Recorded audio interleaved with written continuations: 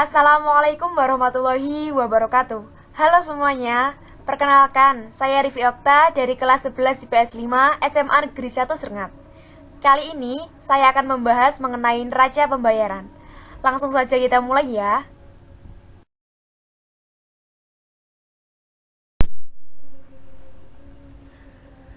Oke, yang pertama, kita akan membahas mengenai pengertian dari neraca pembayaran.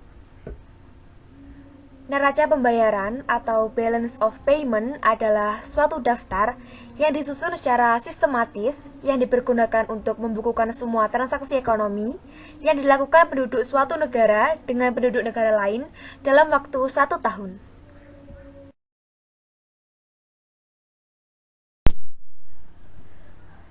Selanjutnya, susunan neraca pembayaran. Yang pertama ada neraca perdagangan. Neraca perdagangan atau balance of trade adalah neraca yang khusus mencatat mengenai ekspor dan impor barang dagangan atau komoditas, serta selisih antara nilai ekspor dan nilai impor barang.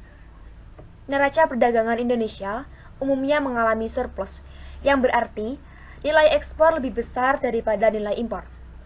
Dalam neraca perdagangan akan dapat mempengaruhi kurs valuta asing, yaitu yang pertama neraca perdagangan aktif atau surplus menunjukkan nilai ekspor lebih besar daripada nilai impor, sehingga kurs valuta asing mengalami penurunan atau mata uang dalam negeri mengalami apresiasi.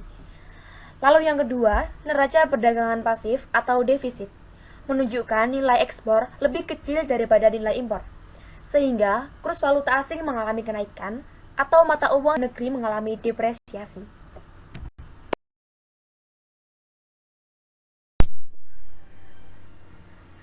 Setelah neraca perdagangan, ada neraca jasa.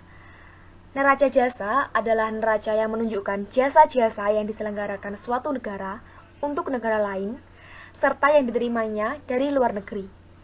Yang termasuk kategori jasa adalah perbankan, pariwisata, asuransi, pengangkutan, dan lain-lain.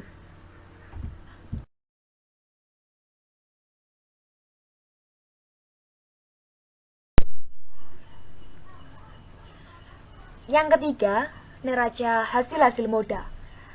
Neraca hasil-hasil modal adalah neraca yang mencatat semua pembayaran dan penerimaan bunga, dividen, upah tenaga kerja asing, serta hadiah-hadiah.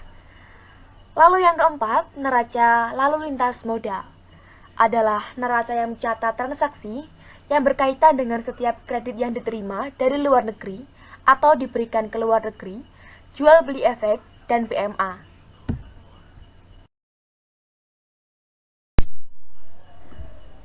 Yang kelima, neraca lalu lintas moneter, yaitu neraca yang memperlihatkan perkembangan cadangan devisa suatu negara. Transaksi-transaksi internasional dibedakan menjadi dua, yaitu yang pertama, transaksi debit adalah transaksi yang menimbulkan kewajiban untuk melakukan pembayaran ke luar negeri atau menunjukkan mengalirnya uang dari dalam negeri ke luar negeri.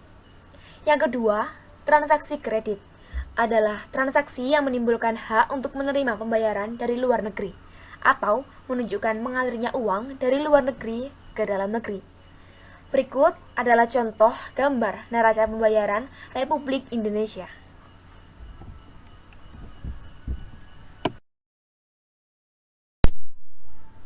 Pos-pos yang didebit dan dikredit dalam neraca pembayaran.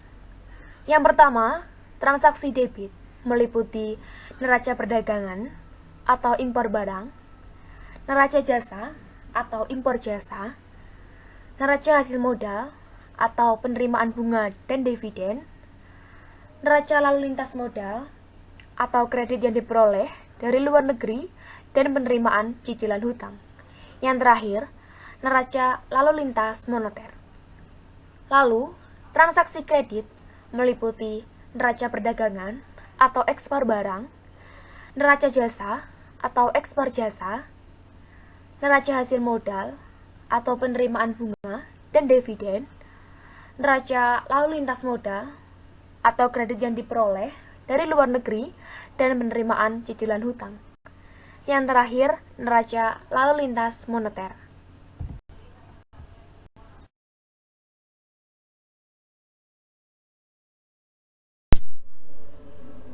Dari neraca pembayaran, ada dua kemungkinan. Yang pertama, surplus atau aktif.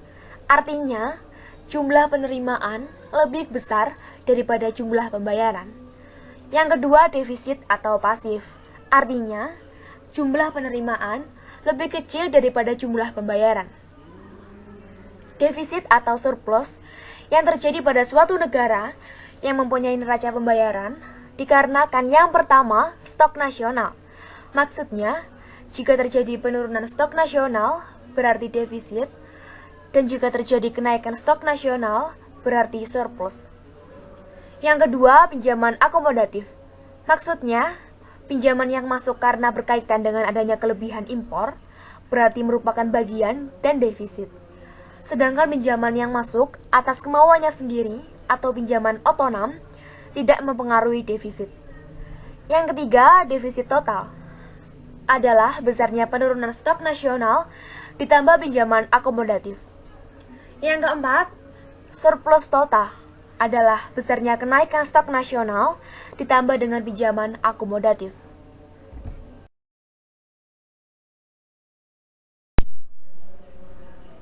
Sekian penjelasan dari saya, semoga bermanfaat. Terima kasih.